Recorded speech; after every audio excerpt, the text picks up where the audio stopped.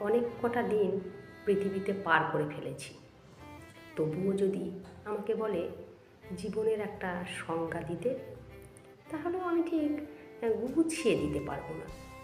তবে কবি মাহবুব সারদার সবুজের লেখা অনিশ্চিত জীবন, এই কবিতায় আমি জীবনের একটা সুন্দর সংজ্ঞা বুঝতে পেরেছি।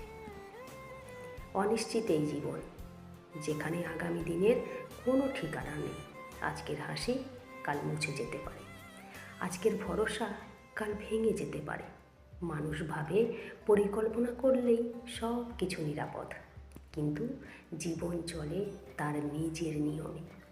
কখনো দেয় অপ্রত্যাশিত আনন্দ, কখনো ফেলে গভীর অস্থিরতায়। অনিশ্চয়তা ভয় জাগায়, আবার এই ভয় মানুষকে শেখায় এগিয়ে চলতে। কারণ নিশ্চিত হলে জীবন থেমে যেত, অনিশ্চয়তা তাকে এগিয়ে দেয়। একটা সত্যি কথা হলো, মানুষ যতই চেষ্টা করুক, জীবনের উপর তার পূর্ণ নিয়ন্ত্রণ নেই।